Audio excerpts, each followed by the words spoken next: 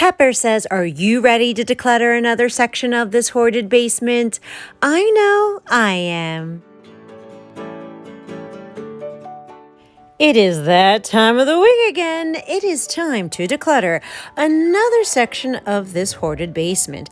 And we have been making incredible progress as we continuously chop away at it. So for today's episode, we're going to continue cleaning out the center of this area, working towards the front. And what we're keeping, we're going to put it in a label bin and place it over here on the side. Now, when I get started, to avoid getting overwhelmed by the amount of stuff there is, I kind of scan the area and look for the easiest thing that I can let go of. And that is this random pencil here on the floor. We can totally let this go. And now we have the decluttering momentum started. Okay, so I really want to take this time and explain what emotional decluttering is.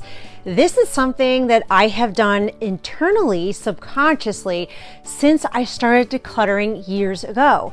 I didn't realize that I was actually doing it, but since I've become so self-aware of my behaviors, my habits, my everyday thoughts, it really came to the surface when I recognized, oh, that's how I'm decluttering as a recovering hoarder, because logical cleaning steps have never worked for me. Never. I know that I don't need 50 pairs of shoes. I'm not holding on to 50 pairs of shoes because I think I'm going to wear each and every one of them for the next 50 days. I am holding on to those 50 pairs of shoes because they represent the emotion that I attach to them. Whether there were a pair of shoes that I wore 10 years ago from a friend's wedding and it made me feel beautiful and it represented me being with friends, being accepted, being loved, and suppressing any of those feelings I had being bullied as an 11-year-old girl when I did not feel any of those emotions. Those shoes are self-soothing and coping any of those past traumas. That's why I felt the need to hold on to 50 pairs of shoes or whatever amount I established in my subconscious to make me feel safe so that I can continue on my day to day. So of course, for my entire life, when I tried decluttering, when I tried getting rid of stuff, I had done every logical decluttering strategy that I knew, and I continuously failed because I would try to get rid of it, I would freak out, and I would bring it right back in. I know with myself that if I get rid of something that I'm not ready to get rid of yet, I feel physical pain in my body. I kid you not. I'm not trying to be dramatic. I'm trying to be honest and vulnerable that there were certain things that I tried to throw out and I literally was shaking. My chest was hurting, like my body was in pain. So I ran out, grabbed it, took it back in, and guess what? Oh, I was safe. The pain was gone. My nervous system has reset. I feel safe and sound again because I brought it back in, and this stuff has always saved me from any type of stress, fear, anguish my entire life. And the best way that I can explain how I was emotionally decluttering inside was this. There was an emotional scale to each and every item from 1 to 10. 1 being there was no emotion to it. I would be shocked to be like, wow, there's no emotion. I can let this go freely with any type of regression or panic. 10 was don't even look at it, don't even touch it, leave it there, don't disturb it. If you do, I will have a full-blown panic attack. I will freak out and my nervous system is just gonna go bananas with all the alarms. So as I would declutter, I realized that anything from a 1 to a 3, there was not a lot of emotional attachment to it. I didn't put a story to it.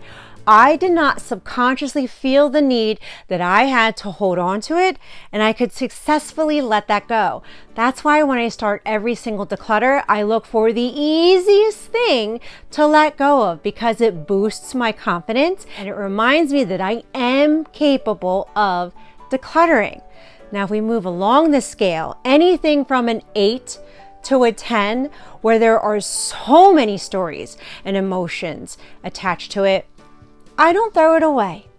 I leave it right there. I don't even try to talk myself into letting it go.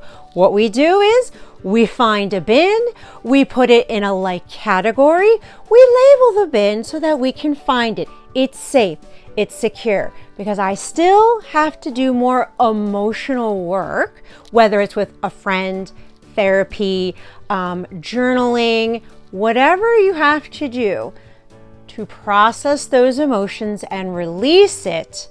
This stuff is safe until you've overcome that. Now you can come back and look at it and make those decisions on what to let go of. That's why there's been things in the beginning of my decluttering journey that I could not let go of. And after I worked through those emotions and released it, all of a sudden that stuff does not hold the same emotion anymore because I don't have it. It's not internally in my body anymore. So once I released it from myself, it's also released from that item and I can freely let that go. Anywhere between a 4, a 5, a 6, and a 7. That's kind of in the in-between scale. I'm leaning towards, yeah, I feel pretty good letting that go, or I lean a little more to, ooh, still some work to do within my traumas and reconditioning my nervous system. It's quite okay, but with those items, I want you to actually take the moment to look within. What's triggering that feeling? What is this reminding me of? Oh, that's right. It's reminding me of that one time that girl was so mean to me. She hurt me so deeply, and I need to let that go because she can't hurt me anymore. I'm safe. I'm a good person. It's okay. I can detach this emotion from myself. I can let that item go and the emotion go. It's a consistent cycle of just diving into those emotions to see what is triggering this reaction within myself. I am self-soothing with my own words instead of self-soothing with the item. Now, I also want you to know that I recognize the before me as a hoarder who was terrified of processing those emotions. I do recognize that, and I feel you if you're feeling that. But as someone who has come through it, I am so grateful that I did. I am so grateful that I've released some of those traumas. Now, of course, I really want you to do it with a therapist or a friend or a church group or a family member, somebody that makes you feel safe, someone whose intention is to help you. My intention will always be to help you. So even know that whatever it is, please know that I'm rooting your rise and that it's so much better when you get through it. Once you release it, the freedom and happiness you feel, like you can really just enjoy life again because you've just let that all go. It is worth it. That's why I always say baby step decluttering, because I also don't want to overwhelm you as well. Start step by step where you are, where you can handle. I promise, the more that you do it, the easier it is, and you actually want to do it even more because of how much better you're feeling.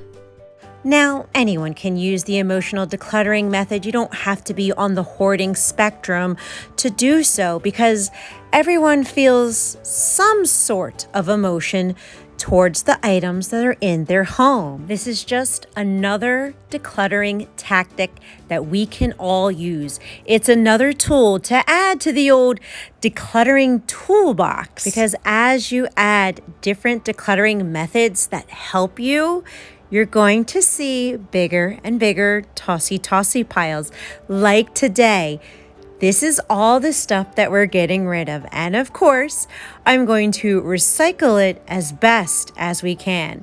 But this is a lot of stuff that's going out today. And now I get to show you the newly open up space here in the basement. We are chopping away at it. We are opening up these spaces. We are going at a pace that's comfortable for us as we process these emotions. We're honoring where we're at. And right here, we're putting the labeled bins on the side. I have defined categories. We will come back here and go through these bins again and downsize a little more. But right now, this is what's feeling good within myself. This is what's making me feel safe so that I can continue decluttering in all areas of my house. And my hope and my prayer is that this video motivated and encouraged you to clean and declutter something in your home today too.